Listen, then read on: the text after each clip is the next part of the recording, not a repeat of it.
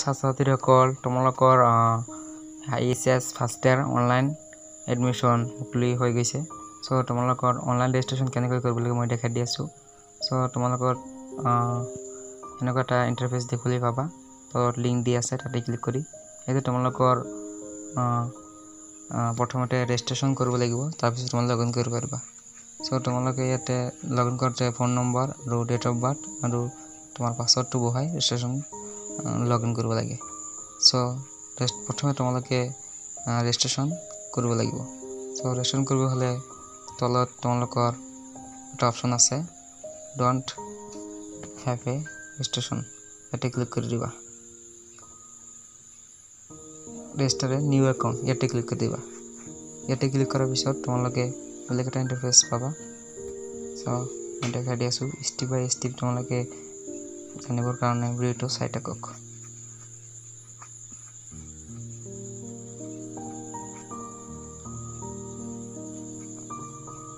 So তাৰপিছত এনেকুৱা এটা ইণ্টাৰফেচ দেখিবলৈ পাবা। ইয়াতে তোমালোকৰ চিলেক্ট বৰ্ড কোনটো সেৱা CBSE এইবিলাক বহাই দিবা। মই সেৱা বহাই দিছোঁ।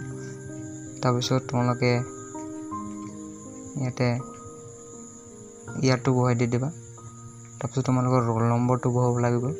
সো কেনেকৈ বহাব লাগে চাওক। প্ৰথমত ৰোল, তাৰপিছত 9, তাৰপিছত তোমালোকে পাৰ্চেণ্টেজটো বহাই দিবা, কিমান পাৰ্চেণ্ট পাইছা। পাৰ্চেণ্টটো বহাৰ পিছত তোমালোকে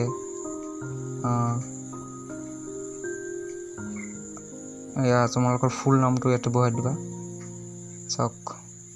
তাৰপিছত তোমালোকৰ ফাদাৰ নেমটো ইয়াতে বহাই দিবা।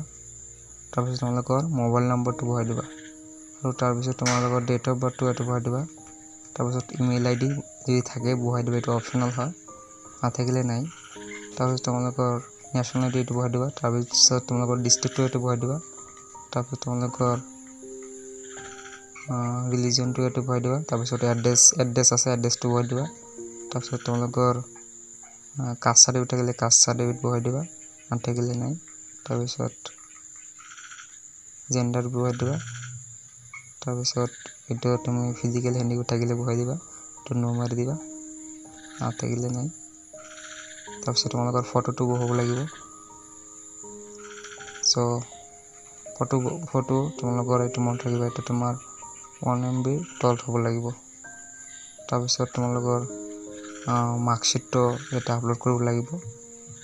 সো চাওক, মই মাৰ্কশ্বিটটো আপলোড কৰিছোঁ। এইটো তোমালোকৰ এইটো 1 MB তলত হ'ব লাগিব। তাৰপিছত ইয়াতে টিক মাৰ্ক দি তোমালোকে ৰেজিষ্টাৰ অপশ্যন আছে, ইয়াতে ক্লিক কৰি দিবা। ইয়াতে লিখা আছে I hereby declare that information provided। ইয়াতে লিখা আছে যদি তুমি ফলছ ডকুমেণ্টছ আপলোড দিছা তেনেহ'লে তোমাৰ এইটো ৰিজেক্ট হ'ব।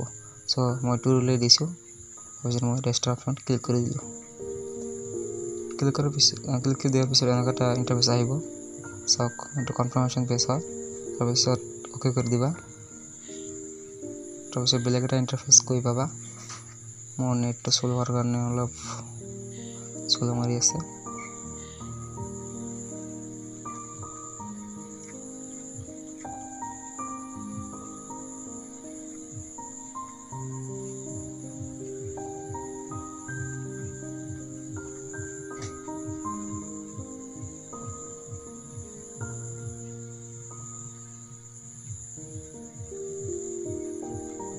তাৰপিছত এনেকুৱা এটা ইণ্টাৰফেচ দেখিলে পাবা চাওক। বিভিন্ন ধৰণৰ অসমৰ যিমানবিলাক কলেজ আছে ইয়াতে শ্ব' কৰিব। সো গোটেইবিলাক কলেজ ইয়াতে আছে। অসমৰ গোটেইবিলাক কলেজ ইয়াতে আছে। প্ৰথম A সিৰিজৰ পৰা আছে। সো তুমি যিটো কলেজত অনলাইন এডমিশ্যন ল'ব বিচাৰা তেনেহ'লে তোমালোকে সেইটো চিলেক্ট কৰিব লাগিব। সো সেইটো কেনেকৈ মই দেখাই দি আছোঁ। সো ৰেজিষ্ট্ৰেশ্যন কেনেকৈ কৰে মই দেখাই দিলোঁ। সো অনলাইন এডমিশ্যন কেনেকৈ কৰিবা, এপ্লিকেশ্যন কেনেকৈ কৰিবা, কোনটো কলেজত কৰিবা। সো ভিডিঅ'টো এইটো জানিবৰ কাৰণে ডিছক্ৰিপশ্যনত লিংক আছে, তাতে ক্লিক কৰি তোমালোকে এইটো অনলাইন এডমিশ্যন কৰিব পাৰিবা। সো ভিডিঅ'টো চোৱাৰ কাৰণে থেংক ইউ ছ' মাছ।